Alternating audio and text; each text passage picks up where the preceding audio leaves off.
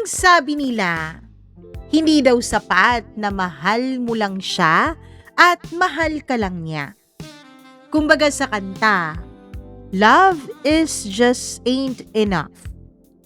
Totoo ba yun? Totoo ba talagang kahit gaano nyo pa kamahal ang isa't isa, hindi naman pala ito kasiguraduhan na kayo ang magsasama hanggang sa huli?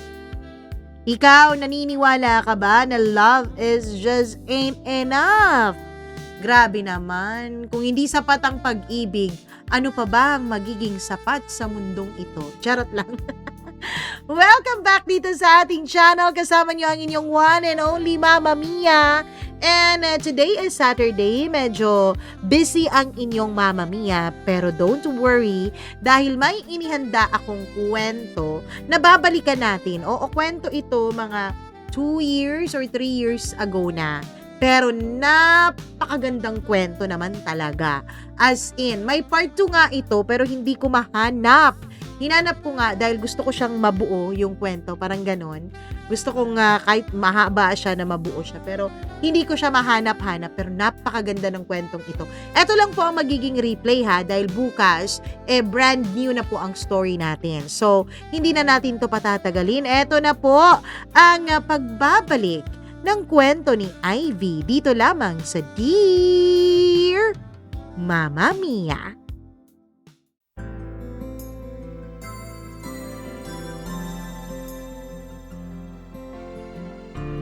Love just ain't enough. Ika nga sa isang kanta. Pero ano nga ba ang posibleng dahilan para ang dalawang taong nagmamahalan ay pipiliing magkahiwalay sa kabila ng kanilang nararamdaman? Dear Mama Mia, itago niyo na lamang ako sa pangalang Ivy, 26 years old at isang single mom.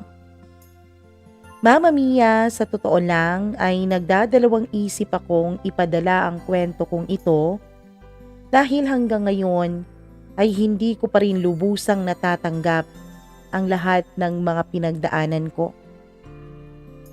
Nasa proseso pa ako ng pag-aayos ng aking buhay na nagulo dahil sa isang maling tao. Mama Mia, niloko kasi ako ng taong pinagkatiwalaan at minahal ko ng husto. Actually, hindi lang basta niloko. Siya din kasi ang naging dahilan kung bakit ako nakaranas ng sobrang stress at pressure sa buhay. Upang lubos niyong maunawaan ang aking sinasabi, hayaan niyo pong simulan ko ang aking kwento sa panahon na nakilala ko siya. I was 22 years old nung una ko siyang makilala sa isang event kung saan ay parehas kaming dumalo. Magkaiba kami ng company, Mama Mia, kaya hindi ko pa siya kilala nung mga panahon na yun. Unang kita ko pa lamang sa kanya ay nagkaroon na ako ng paghanga dahil sa taglay niyang karisma. Sa unang araw, Mama Mia, ay tanging pangalan pa lang niya ang alam ko. Hanggang sa dumating ang second day, at doon ay naging magka-partner kami sa isang activity. Hi, I'm Philip. You're Ivy, right? Pakilala niya pa sa akin. Yes I am. Nice to meet you. Nakangiti ko namang sagot sa kanya. Mama Mia, sa totoo lang ay nakaramdam ako ng kilig kahit sa simpleng pagpapakilala naming yon. Kaya siguro hindi ako nabagot sa event na yon dahil nandun siya. Mama Mia, ang akala ko nga ay hanggang doon lang ang aming magiging ugnayan dalawa. Kaya kinukuha ko lahat ng opportunities na makasama ko siya nung event na yon. Bawat paanyaya niya ay sumasama ako. Wala namang masama dahil pareho naman kaming single nung mga panahon na yun. Oo, at may mga nanliligaw sa akin, pero wala kasi akong nararamdaman for that person. Huwag niyo din po kayong advance mag-isip dahil hanggang dinner lang naman at malling ang ginagawa naming dalawa. Siyempre Mama Mia, sa paglabas-labas namin ay unti-unti ko na ring nakikilala si Philip. Mabait siya, gentleman, at kahit madaming babae ang nagpapapansin sa kanya, ay mas pinipili pa rin niyang tignan at kausapin ako. Feeling ko nga ay ang haba-haba ng hair ko kasi sa dami naming nagpapapansin sa kanya ay ako pa ang pinipili niyang laging kausapin. Hanggang sa dumating na nga ang katapusan ng event namin, dun lang ako nakaramdam ng panghihinayang. Dahil ang ibig sabihin lang noon ay mapuputol na rin ang ugnayan naming dalawa ni Philip. Kung kailan pa naman ay nagsisimula na kaming kilalanin ang isa't isa. Pero nagulat ako Mama Mia dahil bago pa kami maghiwalay ng landas ay hinila pa niya ako sa tabi dahil may sasabihin daw siya. Ivy, wait. Gusto kong mag-thank you sa'yo. Kasi dahil sa'yo mas na-enjoy ko ang event na ito. Tsaka thank you sa time ha. Pagpapasalamat niya. Ano ka ba? Wala yun. Thank you din kasi mas na-enjoy ko rin tong event na to dahil nandyan ka. Nahihiya ko pang sabi sa kanya. Siguro naman hindi ito ang huling beses na magkikita tayong dalawa, di ba? Tanong niya sa akin. Nagulat ako at hindi nakakibo kaya nagpatuloy na lang siya sa pagsasalita. I have your number na kaya tatawagan kita ha. Malapit lang din naman ang mga offices natin kaya sana naman pumayag ka kung yayain kita soon na lumabas. Sa totoo lang ay sobrang pagpipigil ang ginawa ko para hindi mapasigaw sa sobrang kilig na aking nararamdaman. Walang pagsidla ng kilig na naramdaman ko noon, Mama Mia. Ewan ko ba, ang lakas talaga ng epekto niya sa akin. Ngayon ko lang ito naramdaman dahil kahit sa mga naging boyfriends ko dati ay hindi ko naman ito naramdaman. Ha? Oo naman. Kung wala naman akong gagawin that time, papayag naman ako. Bakit naman hindi? Pigil ngiti kong sagot sa kanya. Mama Mia, nagkwentuhan pa kami ng konti bago nagpaalam sa isa't isa. Abot tenga nga ang ngiti ko habang nasa biyahe ako noon. At kahit kakahiwalay pa lang namin ay agad nang nag-text sa akin si Philip. Alam ko Mama Mia na dapat ay hindi ako basta-bastang magtitiwala. Pero iba kasi si Philip, Mama Mia. Pakiramdam ko ay siya na nga ang the one. Pakiramdam ko siya na ang itinadhana para sa akin. Call me OA, pero iba kasi talaga itong nararamdaman ko for him. Para bang may nagsasabi sa akin na worth the risk ang mahalin ko siya. Kaya nga nagdesisyon ako na wag nang pigilan ang nararamdaman ko. Mama Mia, pagkabalik ko ng trabaho ay panay tanong ang mga kasamahan ko sa nangyari sa akin during the time sa event. Hindi ako pala kwentong tao dahil mas gusto ko na maging private ang lahat tungkol sa personal kong buhay. Sinabi ko na lang sa kanila na nothing special happened. Ayoko din kasing pangunahan ang bagay-bagay. Baka maudlot pa. Mabuti na lang talaga at hindi sila nangulit pa na sabihin ko kung ano ang na-experience ko sa event na yon. Mama Mia, samantala ay nagpatuloy naman ang communication naming dalawa ni Philip. Masaya ako dahil hindi tulad ng ibang lalaki, si Philip po ay active kung mag-reply sa mga chat at text ko. Madalas pa nga siya ang nauunang mag-message at tumatawag sa akin. Isang linggo din ang lumipas bago kami muling nagkitang dalawa. Hi Ivy, magbabakasakali lang sana ako kung vacant ka mamayang gabi. Yayayain sana kitang kumain at mag-movie. Text niya sa akin isang umaga. Agad naman akong napatili at napangiti sa pagkabasa ko sa message niyang yon. Ilang saglit pa ay nag-reply agad ako. Hello Philip, oo naman, pwede ako mamaya. San ba tayo magkikita? Sagot ko sa text niya. Sunduin na lang kita dyan sa work mo para sabay na tayo. Reply naman niya. Mama Mia, tinanggihan ko ang alok niyang pagsundo sa akin. Dahil unang-una ay out of the way ako sa mall. Pangalawa ay ayaw kong makita kami ng mga kasamahan ko sa office. Hindi dahil sa nahihiya ako, kundi dahil hindi pa naman official na nanliligaw sa akin si Philip. Ayoko lang na kapag hindi nag-work ay mag-e-explain ako, magkukwento pa ako sa ibang mga tao. Naku, wag na. Magkita na lang tayo sa mall para mas madali. Okay lang naman ako, ano? Magta-taxi na lang ako. Pagtanggi ko sa kanya. Sige. Pwede naman na magkita na lang tayo doon. See you, Ivy. Sagot naman niya. Mama Mia, gusto ko pa naman talaga sanang magpasundo sa kanya.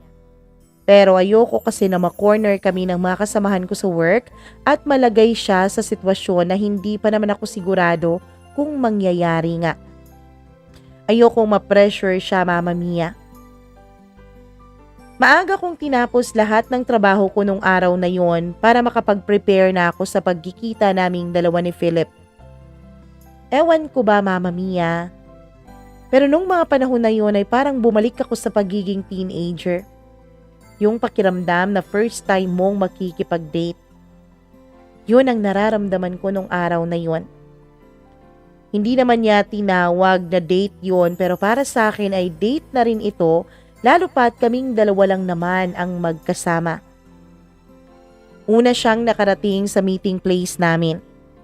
Medyo kinakabahan pa nga ako nung makita ko na siyang nakaupo at naghihintay sa akin. Isang malapad na ngiti ang nakita ko sa kanyang mga labi nung magtagpo ang aming mga paningin habang papalapit ako sa kanya.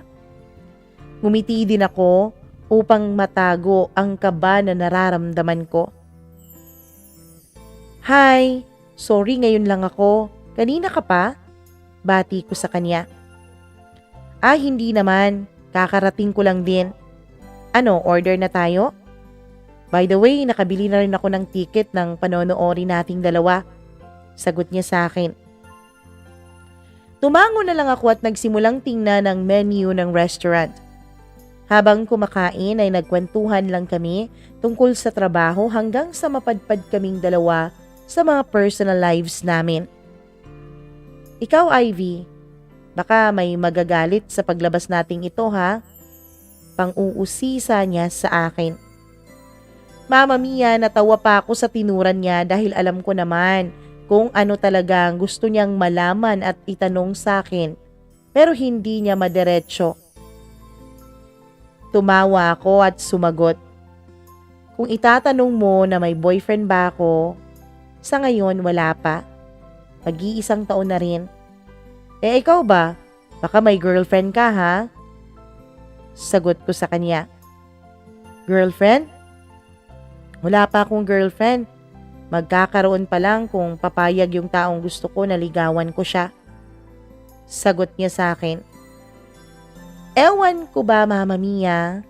Hindi naman niya sinabing ako yung liligawan niya. Pero naramdaman ko kasi sa mga titig niya at pakikitungo niya sa akin na ako nga ang babaeng tinutukoy niya. Ngumiti na lang ako bilang tugon sa mga sinabi niya. At feeling ko ay naiintindihan niya ang ibig kong sabihin dahil ngumiti naman siya pabalik sa akin. Pagkatapos naming kumain ay nanood kami ng sine.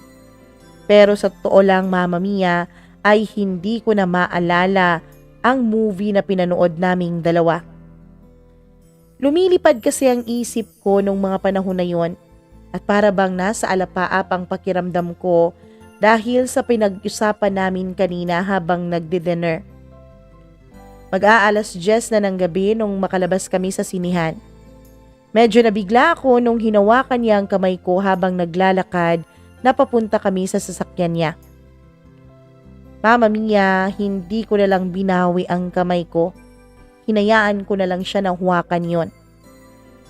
Hinatid niya ako pauwi at bago pa ako bumaba ay hinalikan pa niya ako sa pisngi.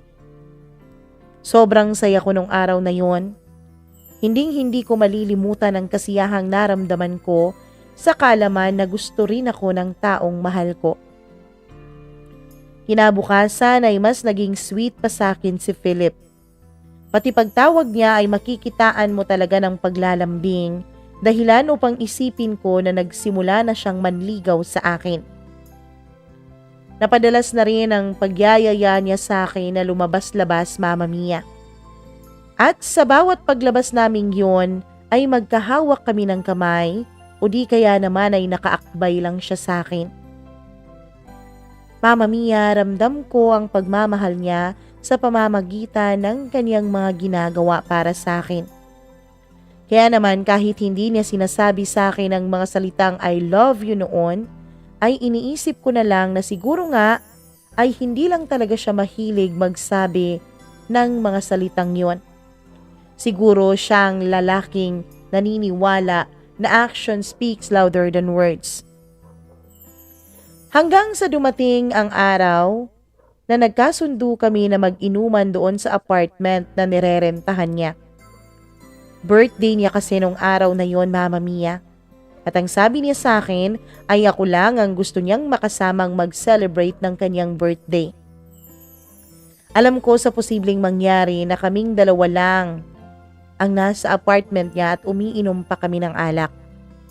Pero nung mga panahon na yon, Mama Mia, ay wala na po akong naging pakialam. Nagdesisyon na rin kasi ako na sa araw na yon ay sasabihin ko na sa kanya ang mga katagang gusto ko ring marinig mula sa kanya. Nag-half day lang ako sa trabaho nung time na yon para paghandaan ang kanyang birthday. Sinundo niya ako sa trabaho, Mama Mia, at magkasama kaming nag-grocery sa aming lulutuin. Para kaming mag-asawa habang magkasama na namimili ng aming bibilhin sa grocery.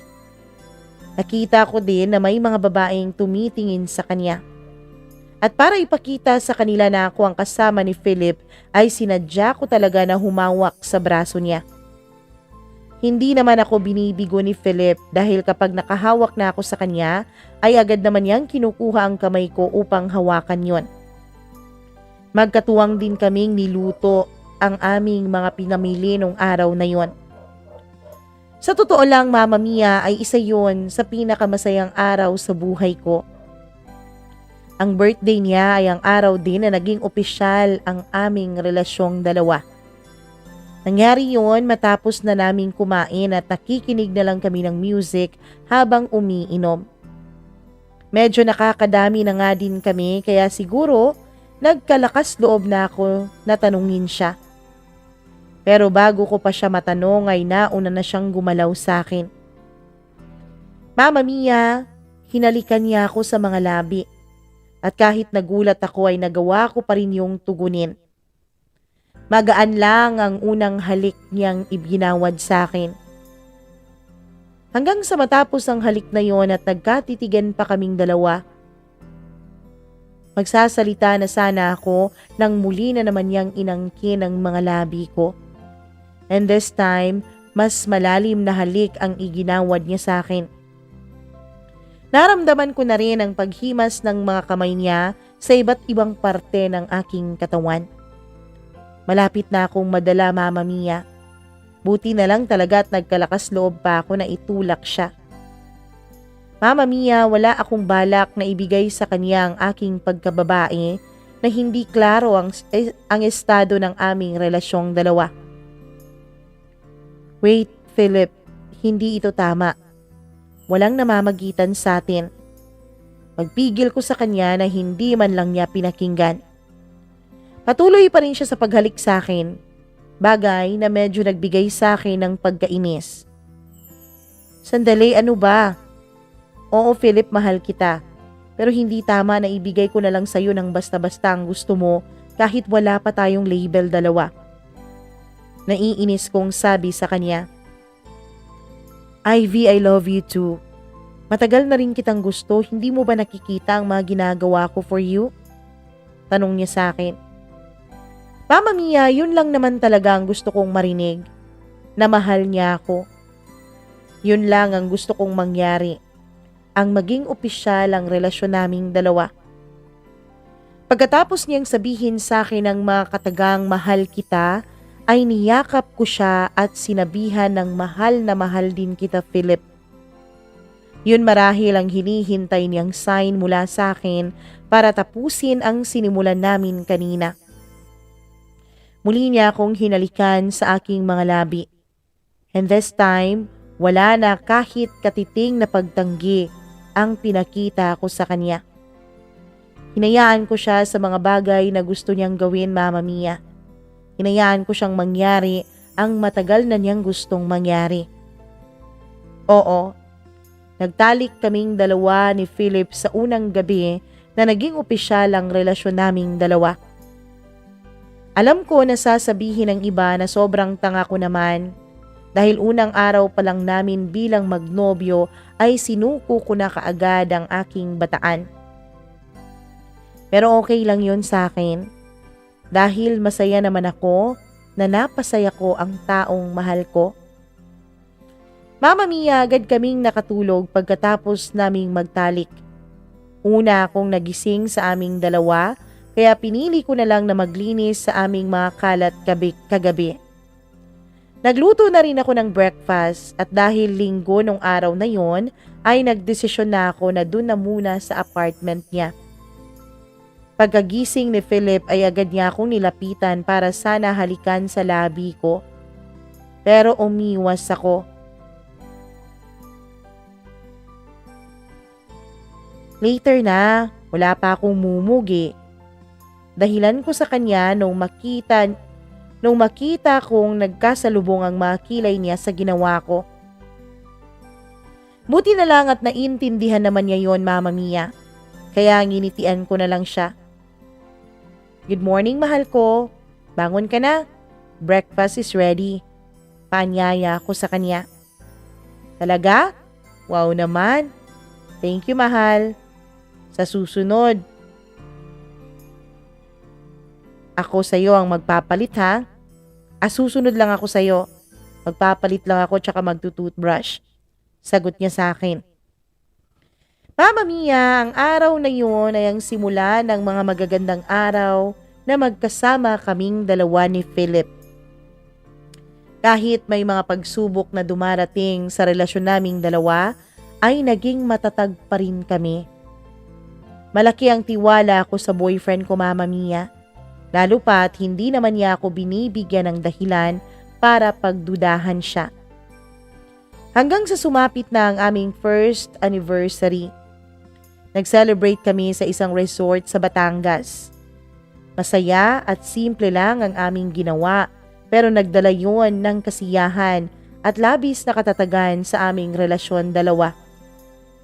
At syempre, Mama Mia, ang regalo namin sa isa't isa ay ang isang buong araw na pagtatalik ng walang mintis. Walang kahit anong istorbo. Naka-off ang cellphone naming dalawa. Tanging mga katawan lang namin ang nag-uusap. Oo, Mama Mia, plinano talaga namin na yun ang magiging celebration namin, lalo pat bago kami nag-celebrate ay isang linggo kaming hindi nagkikita dahil may importante siyang proyektong tinatapos. Wala namang kaso sa akin yun, Mama Mia, lalo pat araw-araw naman kaming magka-text at magkausap sa cellphone. Mama Mia, bago kami umalis sa Batangas ay nag-usap na kami na magsasama na sa iisang bubong. Alam ko na masyado pang maaga para makipag-live-in sa kanya. Pero sa isip ko kasi, mas mabuti na ito dahil mas maaga naming makikilala ng lubusan ng isa't isa. At dahil nagkasundo na kami, ay lumipat na agad ako sa apartment ni Philip.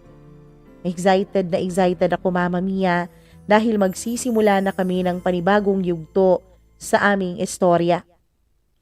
Hindi pa man kami kasal ay para na rin kaming mag-asawa dahil magkatuwang na kami sa halos lahat ng bagay, pati na rin sa mga gastusin namin sa pang-araw-araw. Masarap pala, Mama Mia, ang magkaroon ng special someone na mauuwian mo at makokwentuhan mo sa mga nangyari sa iyo ng araw-araw mo. Ang totoo ay medyo kinakabahan ako nung unang pumasok ang idea na magli-live-in kaming dalawa.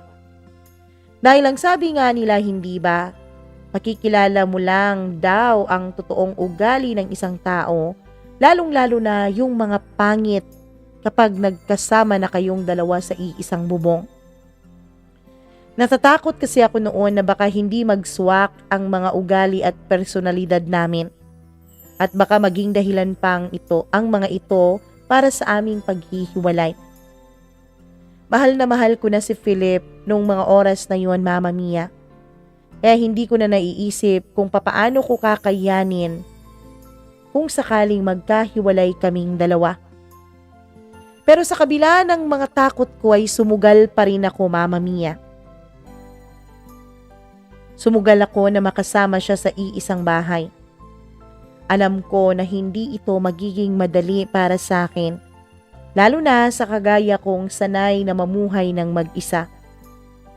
Pero handa naman akong magbago, handa akong mag-adjust, makasama ko lang ang taong mahal ko.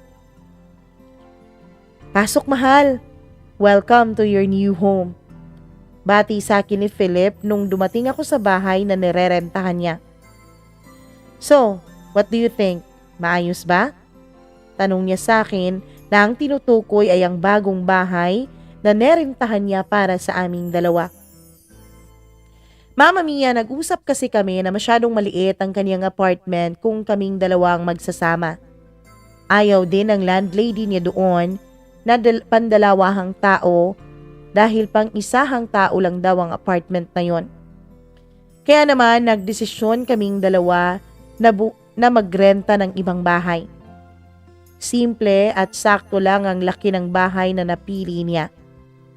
Hindi naman kasi ako mapili o maselan, Mama Mia. Kaya nagustuhan ko rin ang bahay na pinili niyang rentahan. Oo naman, mahal. Okay na okay nga ito dahil malapit rin sa highway. Papuri ko sa bahay na pinili niya. Ang araw na yun ay ang naging simula ng pagbuo namin ni Philip sa aming pangarap na pamilya. Sinigurado naming dalawa na pupunuin namin ang kasiyahan ng bahay na yon. Gagawa kami ng mga magagandang alaala kasama ang isa't isa. At kahit hindi pa kami kasal, Mama Mia, ay nagpaplano na rin kaming dalawang bumuo ng anak. Oo. Sinabi niya sa akin ang gusto niya nung isang beses na nagtatalik kaming dalawa. Mahal, okay lang ba sa'yo na hindi tayo magproteksyon simula ngayon? Tanong niya na nagpatigil sa aking ginagawa. Anong ibig mong sabihin, mahal? Gusto mo na ba akong buntisin? Nagtataka ko ring tanong. Humiti siya at tumango. Oo, mahal. Sa totoo lang ay matagal ko ng pangarap na magkaroon ng pamilya, lalong-lalo na ng mga anak. Pero syempre, mahal, yan ay kung papayag ka lang naman. Sagot niya sa akin. Mama Mia, kahit hindi niya sinabi sa akin ay nakikita ko sa mga mata niya ang pakiusap na pumayag ako sa kagustuhan niya. Medyo nagdadalawang isip pa ako noon dahil hindi ako sigurado kung handa na ba akong maging isang ina. Pero ayoko rin naman na ma-disappoint sa akin ang taong mahal ko. Kaya pumayag na lang ako sa gusto niya. Nakita ko ang pagliwanag ng kaniyang mga mata habang sinisimula ng paghalik sa akin. Aaminin ko, Mama Mia. Sa kabila ng pagdadalawang isip ko na magkaroon na kami ng anak, ay nagustuhan ko ang pagtatalik namin ngayon na hindi kami nagpoproteksyon. Masasabi ko na mas nasasatisfied ako sa aming mga ginagawa. Hanggang sa umabot na kami ng 2 taon bilang magka-live-in partner. Pero wala pa ring batang nabubuo. Hindi ko alam kung bakit, Mama Mia, pero nagpa-check up naman ako. At wala namang problema sa akin. Habang si Philip naman ay tumatangging magpa-check up, Mama Mia. Aaminin ko na kahit mahal namin ang isa't isa, alam ko na may kulang sa aming dalawa. Hindi man niya direktang sinasabi o pinapakita, Pero alam ko na naiinip na siya sa paghihintay kung kailan kami makakabuo ng anak.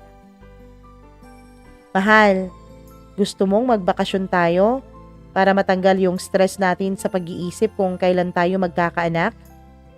Suggestion ko sa kanya. Sige ba? Pero hindi na muna ngayon, mahal, ha? Baka kasi sa susunod na buwan na lang. Busy kasi talaga ako sa trabaho ngayon, mahal. Okay lang ba sa'yo? Sagot niya sa akin. Mama Mia, wala naman akong choice kundi ang mag-agree sa kanya dahil ayoko naman na pag-awayan pa namin ang bagay na yon. Duman pa ang mga araw at buwan pero wala talagang bakasyong nangyari. Lagi siyang may dahilan kung bakit hindi natutuloy ito. At napagod na rin ako sa pagyaya sa kanya na palagi din naman niyang tinatanggihan. Nakikita ko din naman, Mama Mia, na hindi na niya ako pinipressure na babuntis, kaya feeling ko ay okay na lang din na hindi na matuloy ang bakasyon na pinaplano ko para sa amin. Pero isang araw, Mama Mia, ay bigla ko na lang naramdaman na parang may mali sa aming relasyon. Wala naman akong nakikita sa mga ikinikilos niya na dapat ko siyang pagdudahan. Pero sa hindi ko malaman na dahilan, ay may mga nagbubulong sa akin na may mali talaga siyang ginagawa. Hindi ako nagpadalos-dalos, Mama Mia, dahil minabuti ko munang mag-observe sa mga kilos niya. Pero kahit ulit-ulitin ko pa ay wala talaga akong makitang masama. Nagdesisyon na lang ako, Mama Mia, na sundan siya sa araw na yon. Gusto ko na rin kasing mapanatag, Mama Mia. At alam ko na yun lang ang tanging paraan para makumpirma ko ang lahat. Nung una ay normal naman ang lahat ng ikinikilos niya. Galing sa bahay ay dumiretso siya sa kanyang opisina. Naghintay ako na magtanghalian pero hindi naman siya lumabas ng building. Mag-aalas 3 na yon ng hapon nung magdesisyon ako na tigilan na ang kahibangan kong yon. Walang ginagawang masama ang partner ko. Ako lang tong gaga at kung ano-ano ang pumapasok sa isip. Aalis na sana ako nung mamataan ko si Philip na palabas ng office nila na may kasamang babae. Pero imbis na kumprontahin ko siya ay pinili ko na lang ding sundan silang dalawa. Mama Mia, pumunta sila sa isang ospital at aaminin ko na sobrang kaba ang nararamdaman ko nung araw na yon. Lalo na nung makita ko na magkahawak kamay sila na pumasok sa klinik ng isang OB-GYN. Nanlumo ako nung maintindihan ko ang sitwasyon. Bumalik sa mga alaala ko kung paano ako na-pressure sa kagustuhan niyang magkaroon kami ng anak. At kung paano din bigla na lang siyang nagbago tungkol doon. Ewan ko ba kung bakit pero hinintay ko pa silang lumabas mula sa office na pinasukan nila. Alam ko, Mama Mia, sinasaktan ko lang ang sarili ko. Pero gusto kong makita at marinig mismo mula kay Philip kung tama ba ang mga hinala ko. Hindi din naman nagtagal ay lumabas na silang dalawa mula sa klinik ng OB-GYN na yun. Nakita ko ang kasiyahan sa mga mata nilang dalawa. Alam ko na kung ano man ang ibinalita sa kanila ng doktor ay magandang balita yun para sa kanila. Dahil nagdala ito ng mga ngiti sa kanilang mga labi. Ayoko sanang mag-iskandalo, Mama Mia. Kaya sa labas ng ospital ko na sila hinarangan para kausapin. Mamahal? Anong ginagawa mo dito? Gulat na tanong ni Philip sa akin. Mama Mia, gusto ko nang maiyak dahil kahit nagulat siya sa pagdating ko, ay hindi pa rin niya inalis ang kamay niya sa pagkakahawak sa kamay ng babae. Philip, sino siya?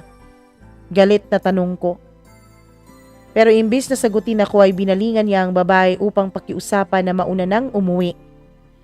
Pinasakay niya ito ng taxi bago niya ako hinarap. Huwag tayo dito. Halika, sa bahay tayo mag-usap at ipapaliwanag ko sa iyo ang lahat. Hila niya sa akin. Mama Mia, gustong-gusto ko nang magwala at umiyak pero nagpatianod lang ako sa kanya. Wala akong imik habang nasa biyahe kaming dalawa. Pero dahil sa katahimikan ay doon na nag-sink in sa akin ang mga nangyari kanina. Hindi ko na napigilan ang aking mga luha sa pagpatak. Sobrang sakit ng nararamdaman ko. Sakit dahil muntik ko pang ika-depress ang pressure na magkaanak kaming dalawa dahil yun ang kagustuhan niya. Tapos ganito lang din pala ang kahahantungan ko. Lolokohin niya lang pala ako. Pagdating namin sa bahay ay hindi ko na nagawang kausapin siya. Umupo lang ako sa sofa habang naghihintay ng kanyang mga paliwanag. Kahit na klaro na naman ang sitwasyon ay may parte pa rin sa puso ko na naghahangad na sabihin sa akin ni Philip na kaibigan o pinsan niya lang niya ang kanyang sinamahan doon. Pero Mama Mia, iba ang narinig ko mula sa kanya. Hindi na ako magpapalusot pa.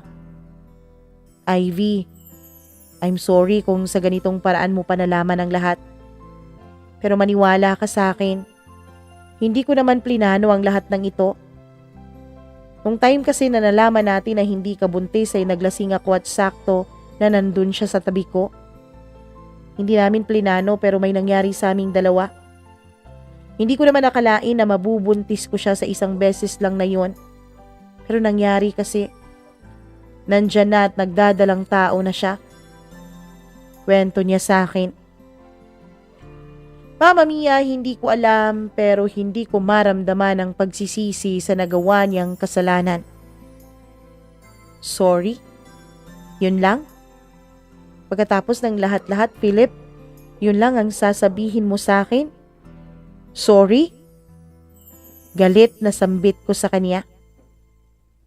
Bakit? Ano pa bang gusto mong marinig? Ano pa ba ang gusto mong sabihin ko? Tanong niya sa akin. Mamili ka. Ako o siya? Kung ako ang pipiliin mo ay tatanggapin ko ang anak ninyong dalawa. Matatag na sabi ko sa kanya. Mama Mia, ilang sandali na siyang hindi umimik sa akin. Wari ko ay nag-iisip siya ng isasagot o kaya ay nag-iisip siya kung papaano sasabihin sa akin ang kanyang sagot. I'm sorry Ivy pero mahal ko na si Chari. Hindi ko kaya na mawalay ako sa kanila ng aming magiging anak.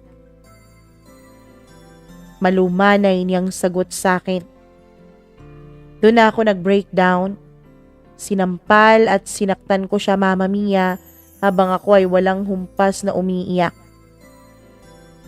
Wala na akong naging pakialam. Basta lahat ng nadadampot kong bagay ay inahahagis ko na sa kanya. Sa totoo lang ay hindi ko maintindihan ang sarili ko nung araw na yon. Hindi ko maintindihan ang nararamdaman ko. Basta ang alam ko, sobrang galit na galit ako at nasasaktan ako at the same time. Mama Mia, unang beses kong makaramdam ng ganong klasing galit at ganong klasing sakit. Siguro nga ay naghalo-halo na ang lahat ng nararamdaman ko. Kaya sumabog na lang ako nung araw na yon. At kahit alam ko na siya naman ang nagrerenta sa bahay na yon ay siya ang pinalayas ko. May part sa akin na gusto siyang pigilan pero nanaig ang galit ko, Mama Mia, kaya hinayaan ko siyang umalis nung araw na yon. Nakatulog ako sa kaiiyak ko buong gabi. Kinabukasan ay para akong lutang na hindi malaman kung ano ba ang dapat kong gawin. Hindi ko alam kung saan ako magsisimula. Hindi ko alam kung tama pa ba na nandito pa rin ako sa bahay na punong-puno ng mga alaala naming dalawa. Kung araw lang akong nakatunganga nung time na yon, hihintay sa tawag niya, lalo na at hindi na niya ako sinasagot pa. Umiiyak, tumatawa, tapos umiiyak na namang muli. Yan ang paulit-ulit na nangyari sa akin ng araw na yon. Ang buong akala ko nga, Mama Mia, ay hindi na ako makakabangon pa sa pangyayaring yon sa buhay ko. Buti na lang at pinuntahan ako ng isa kong kaibigan na katrabaho ko rin na itago na lang natin sa pangalang Josie. Girl, ano ka ba? Ano bang nangyayari sa iyo ha? Dahil lang sa lalaki itatapon mo na pati ang buhay mo? Paninermo niya sa akin. Mama Mia, hindi ko alam pero natutuwa ako sa paninermo niya. Dahil ngayon alam ko na may tao pa ring pipigil sa akin kapag susubukan kong magmakaawa kay Philip para balikan niya ako. Pero kahit natutuwa ay may inis pa rin ako nararamdaman. Naiinis ako. Kasi sa mga taong ganyan kung makapagsalita, madaling-madali lang sa kanilang sabihin ang mga bagay na yon dahil hindi naman silang nasa sitwasyon. Hindi naman silang nagmamahal at hindi naman silang nasasaktan. Hindi naman silang nangungulila. Hindi naman silang nangangapa sa dilim at iniisip kung papaano ba muling magsimula. Hindi naman silang niloko. Hindi naman silang ipinagpalit. Kahit papaano Mama Mia ay nakatulong sa akin ang pagpunta doon ni Josie. Sa kanya ko iniyak at inilabas lahat ng sakit at galit na nararamdaman ko. Hindi man nawala pero at least nailabas ko. Sinabihan din niya ako na wag nang makipag-usap kay Philip kahit daw sa social media ay i-block ko na ang mokong na yon. Madaling sabihin pero napakahirap gawin Mama Mia. Lalo na sa tulad kong nagmamahal pa rin at umaasa pa rin na babalikan niya. Nagsimula akong mag-stalk sa social media accounts niya. Kung dati ay hindi siya nagpo-post, ngayon ay puro mukha ng babae at ultrasound pictures ng anak nila ang laman nun. Madaming nag-congratulate sa kanila Mama Mia. At aaminin ko na iinggit ako. Alam ko kasi na ako dapat yun. Kami dapat yun ni Philip. Pero anong magagawa ko Mama Mia? Wala na. Tapos na kaming dalawa. Sinubukan ko pa nga na i-contact siya pero siya na mismo ang nagka-cancel ng mga tawag ko. Kahit sa mga text ko ay hindi na rin siya sumasagot pa. Mama Mia, bumalik ang lahat ng sakit na nararamdaman ko, lalo na nung ma-realize kong wala na talaga kaming pag-asa na magkasama pa kaming dalawa. Kasi Mama Mia, silang dalawa nang magkasama isang araw ang nakita ko. Nakita ko rin kung papaano niya alagaan at titigan ng babaeng yon. Kitang-kita sa mga mata niya ang pagmamahal niya sa babaeng yon Mama Mia. Alam ko dahil ganyan din ako titigan noon ni Philip noong kami pang dalawa. Nakita ko rin kung papaano niya inaalalayan ang babae sa bawat hakbang at kilos nito. Doon ko lang napagtanto, Mama Mia, na gustong-gusto na pala talaga niyang magkapamilya. At kahit pa sabihing minahal niya ako ay nanaig pa rin sa kanya ang kanyang pangarap, ang magkaroon ng anak at makabuo ng sarili niyang pamilya. Mama Mia, alam ko na siguro nga ay minahal na lang niya ang babaeng yun pagkatapos niyang malaman na buntis ito sa kanyang magiging anak. Lugmok na lugmok ako isang buong linggo mula nung magkahiwalay kami dahil sa sobrang kaiiyak ko. Buti na lang talaga at nandyan si Josie para iparealize sa akin na hindi lang lalaki ang dahilan para gustuhin ko pang mabuhay muli. Pinaalala niya sa akin na kailangan kong lumaban at mahalin ang sarili ko. Kailangan kong magtrabaho at maging productive para sa sarili ko. Napakahirap. Mahirap na mahirap nung umpisa. Pero hindi naglaon Mama Mia ay natutunan ko na ding magtrabaho. Natutunan ko na ring harapin ang araw-araw habang nagpapahilom ng puso kong sugatan. Natutunan ko na rin Mama Mia na tanggapin ang katotohanan na panandali ang lalaki lang si Philip sa buhay ko. Na hindi talaga kami tinadhana para sa isa't isa. Iginugol ko lahat ng atensyon ko sa trabaho. Halos magpapakamatay na ako sa kaka-OT Mama Mia. Isang araw ay bigla na lang akong nahilo. Akala ko ay dahil yon sa Kulang-kulang ako sa tulog kasi nga labis akong nagpapakapagod sa trabaho.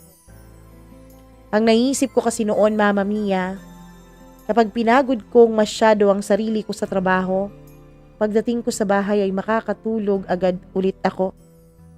Hindi ko na maiisip ang mga nakaraan naming dalawa ni Philip. Hindi ko na maiisip kung paano niya ako hiniwalayan at kung paano niya ako iniwanan at ipinagpalit sa iba. Kaya naman, inabuso ko ang sarili ko sa pagpapakapagod. Hanggang sa isang araw, Mama Mia, ay nahilo na nga lang ako sa opisina at bigla na lang nawala ng malay. Dali-dali akong dinala sa klinik. Pero ang sabi ng nurse namin sa klinik ay kailangan ko raw pumunta sa ospital para ma-examine ako at mabigyan ng tamang gamot. Pero nung nasa ospital na ako, Mama Mia, bukod sa over-fatigue ay wala palang mali sa akin. Kaya pala ako nahihilo, kaya pala ako nasusukat, kaya pala ako nawawala ng malay, ay dahil may bata po sa sinapupunan ko. Oo, Mama Mia. Magdadalawang buwan mula nung magkahiwalay kaming dalawa ni Philip ay nalaman ko pong nagdadalang tao ako. Buntis ako. Nagbunga ang huling beses na may nangyari sa aming dalawa. Hindi ko itatanggi, Mama Mia, na imbis na matuwa ako ay nagalit at nainis pa ako nang malaman ko ang balitang yon. Ayoko na kasing bigyan pa ng dahilan si Philip o ang sarili ko na magkausap o magtagpo pa kaming muli. Ayoko nang kausapin siya, Mama Mia. Oo, nasasaktan pa rin ako. Oo, may pagmamahal pa rin para sa kanya dito sa puso ko. Pero ang gusto ko, Mama Mia, ay tuluyan na akong makapag-move on. Unti-unti ko na namang kinakaya. Kaya ayoko na sanang balikan ng masakit na mga pangyayaring yun sa buhay ko. Nung ibinalita ko sa kaibigan ko ang tungkol sa pagbubuntis ko, Mama Mia, ay sinasamahan na niya ako sa OB-GYN. Ano girl? Anong plano mo ngayon? Sasabihin mo ba kay Philip na magkakaanak kayo? Sunod-sunod niyang tanong sa akin. Ang totoo, hindi ko alam. Pumili na siya kaya kung ako ang masusunod ay hindi ko na ipapaalam sa kanya itong tungkol sa pagbubuntis ko. Pero kung gagawin ko naman yun, Josie, paano naman ang anak ko? Kaya ko bang buhayin siyang mag-isa?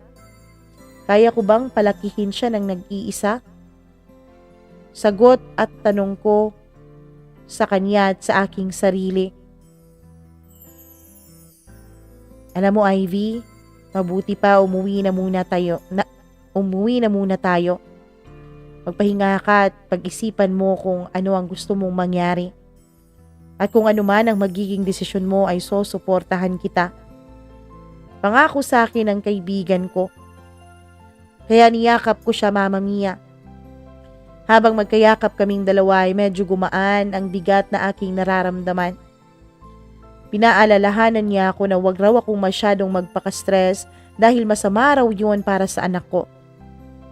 Sinunod ko naman ang mga bilin niya at ang bilin ng doktor ko sa akin. Nag-take na rin ako ng vitamins habang nasa kama ako ay tinitignan ko ang ultrasound picture ng anak ko. Wala pa namang nakikita pero kakaibang saya ang nararamdaman ko sa tuwing tinitignan ko yon. At isang desisyon ang nabuo ko sa aking isip. Hindi ko na ipapaalam pa kay Philip ang tungkol sa anak naming dalawa. Mama Mia, kinabukasan din ay nagpasa ako agad ng resignation letter. At sa opisina ko na rin sinabi kay Josie ang tungkol sa naging desisyon ko. Kahit nag-aalala ay masaya siya para sa akin, lalo na nung sinabi ko na uuwi na ako sa probinsya namin. Babalik na ako sa lugar ng mga magulang ko. Alam kong magagalit at madidisappoint sila, pero ayos lang. Dahil alam ko rin na hindi magtatagal ay matatanggap din nila kami ng anak ko. Nag-deactivate na rin ako ng lahat ng social media accounts ko bago pa ako bumalik sa mga magulang ko, Mama Mia. Tama naman ako. Nagalit nga ang mama at papa ko, pero nung makita nilang umiiyak ako ay agad din naman silang lumambot. Sinaklolohan nila ako at niyakap ng mahigpit para maramdaman ko na nandyan lang sila na handang tumulong sa akin. Mama Mia, sa probinsya ako nagsimulang muli. Tinulungan ko ang mga magulang ko sa pagpapatakbo ng aming negosyo habang nag-aalaga ako sa anak ko. Lalaki ang anak ko, Mama Mia, at kamukhang kamukha po siya ng kanyang ama. Sobrang tuwa ng mga magulang ko, lalo na ni Papa, dahil may magtutuloy na raw ng apelyido namin. Aminin ko, Mama Mia, ng mga oras na yon ay naiisip ko si Philip. Nai-imagine ko kung ano kaya kung nandito siya. Siguro ay masayang-masaya kaming dalawa. Lalong-lalo na siya dahil matagal na niyang pangarap ang magkaroon kami ng anak. Kung nandito siya, sana ay magkatuwang kami ngayon sa pag-aalaga ng anak namin. Sa totoo lang ay may puwang pa rin sa puso ko at umaasa na mabubuo pa rin kami ni Philip bilang isang pamilya. Pero ang pag-asang yun ay naglaho nung minsang makita ko ang post niya sa social media kasama ang kanyang sariling pamilya. Oo, Mama Mia, hindi ko rin natiis at tiningnan ko ang social media accounts niya. At nakita ko nga doon kung gaano sila kasaya. Pero anong karapatan kong magreklamo kung desisyon ko naman na itago sa kaniyang tungkol sa baby naming dalawa? Ayoko na ng gulo, Mama Mia, kaya ang plano ko na ipapakilala ko siya sa anak namin. Sa anak namin ay ipinagpaliban ko na muna. Hindi ko alam kung kailan mangyayari yon na makikilala siya ng anak namin. Basta ang alam ko ay hindi pa ngayon. Mama Mia, sa kasalukuyan ay nandito pa rin kami sa probinsya. Activated na ulit yung social media ko pero hindi ko po pinopost yung anak ko. Natatakot kasi ako makita ni Philip yon at hindi ko alam kung ano ang isasagot ko kung sakaling magtanong siya. Wala pa rin akong bagong boyfriend. Meron namang nanliligaw pero nahihirapan akong sagutin ang nanliligaw sa akin dahil ang kailangan kong unahin ay ang kapakanan ng anak ko. Kailangan kong siguraduhin na tanggap siya at mamahalin siya ng kung sino mang lalaking papasok muli sa puso ko. Don't get me wrong, Mama Mia, pero kung papasok man ako sa relasyon ulit, ay doon ako sa tao na may planong pakasalan ako.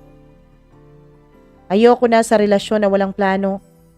Ayoko na sa relasyon na nauuna ang mga benepisyo kesa sa mga sakripisyo. Tulad ng nangyari sa aming dalawa ni Philip. Nauna ang pagsasama at pagpaplano na magbuo ng pamilya bago ang magpakasal. Mahirap, Mama Mia.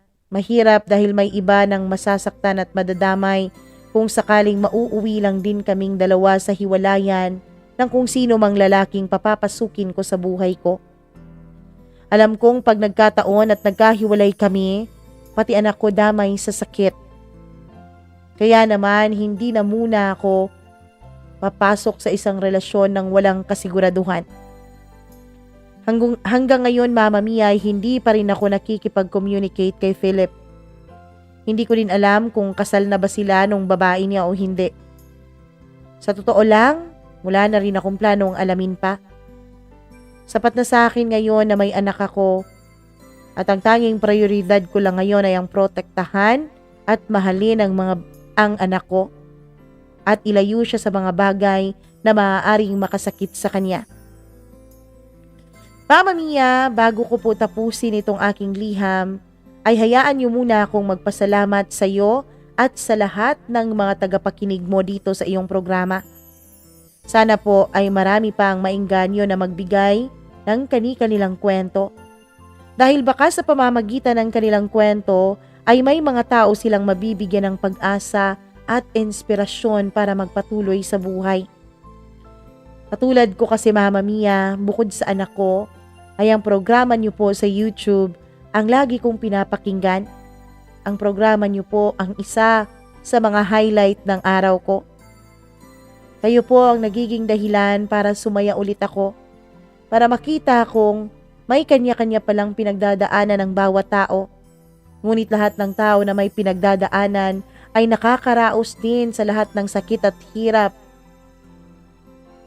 Lalo na kung hindi naman sila susuko. Lalo na kung patuloy silang lumaban. At lalo na kung makikinig sila sa puso nila at laging uunahin ang kagustuhan ng Diyos. Lubos na nagmamahal, Ivy.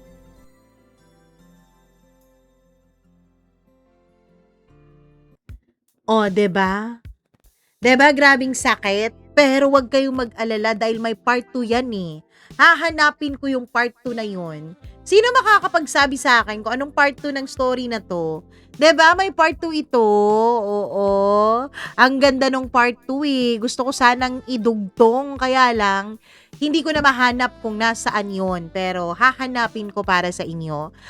Kaya lang, may mga ano talaga no, na may mga nangyayari sa ating buhay. Meron tayong mga experiences na hindi natin talaga sadya o hindi talaga natin naiisip na may experience o mararanasan natin. Gaya ng naranasan ni Ivy. Pero alam nyo ba, naging happy ending din naman sila dun sa ano. Yun ang natatandaan ko eh. Naging happy ending sila dun sa part 2. Oo. Kung papaano yung naging happy ending, yun dapat ang isi-share ko. Kaya lang, hindi ko na matandaan kung ano o anong episode yung part 2. So, sa mga nakakaalam dyan, alam ko namang binalikan ito ng iba nung inere ko yung part 2. So, sa mga nakakaalam dyan, hanapin nyo nga yung part 2 tsaka i-comment nyo dito. Baka mahanap natin at tsaka baka mabalikan natin. Anyways, bukas po, napakagandang kwento din ang isi-share ko sa inyo. As in, kakaiba. Pero hindi yun replay ha. Yung bukas ay bagong-bago. As in, fresh na story na kaiinisan ninyong lahat. Kaiinisan, kagugulatan, kung ano-anong emosyon na ang ating mararamdaman dun sa kwentong yun. So, abangan nyo yun bukas, as in like tomorrow. Tomorrow. Anyways, bago tayo magpaalam dahil medyo maikli lang naman ang kwento nitong si Ivy, nako babati muna ako sa atin pong mga kasuki na laging nakikinig sa atin. Lalong na hindi talaga sila nakontento na mag-subscribe, nagpa-member pa talaga. Thank you very much. Hello ako kay Rose Arevalo, maraming salamat. Kay Jerica Lope, maraming salamat din. Ang nag-iisa, natatangi, kapita-pitagan, grabe naman, na si Evelyn Kawit, ang ating one and only gold member. Maraming thank you. Hi din ako kay Rico Sedanco. Maraming salamat Ernesto Boys. Ito talaga sa Ernesto Boys. Pinalo pa talaga ako sa TikTok. Oo, sa mga hindi nakakaalam, meron po tayong TikTok account. Mag-check out din kayo dun sa mga yellow basket ko doon para naman, magka-pera tayo. Charot lang.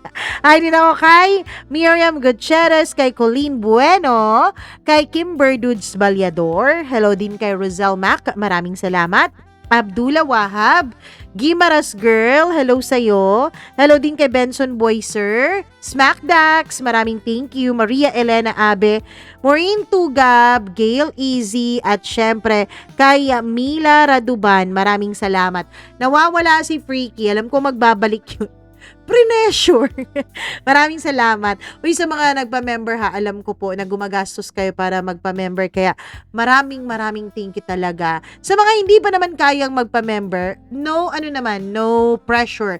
Ayos lang yan. Oo, naiintindihan naman ang inyong Mama Mia dahil sobrang krisis naman ngayon talaga. Pero, babati pa rin naman ako sa inyo, 'di ba? Hello ako kay Asin Sheng, maraming thank you. Christina Season, Juliet Valmoria, Charlene Baclohan, Mika Mamawag. Oy, Mika, nakita kita kahapon dun sa dun sa vlog ni Aiko Melendez dun sa interview niya kay Zoren Legaspi. Nakita kita dun. Pinanood ko yun eh. Tawang-tawa ako. Hi din ako kay Bonsi Mangot Channel.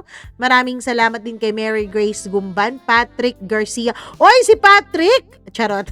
Hi ako from Baler, Aurora. Silent lang na nakikinig araw-araw. Hello sa'yo, maraming salamat. Marlene Vargas, maraming salamat. LV Lapot, Pretzel 614. Hi din ako kay Ambrosia De Leon, Christy Carpentero, Maylene, Radok, Anna Jane, maraming thank you. At sa lahat ng ating mga tagapakinig, maraming salamat po. Kung meron po kayong sarili ninyong kwento na nais nyo pong ibahagi, ay bukas na bukas po tayo dyan. Mag-email lamang po kayo, mamamia, cdo0317@gmail.com. My name is Mama Mia. Hanggang sa muli, I love you all so much. Ingat kayo palagi, buyers!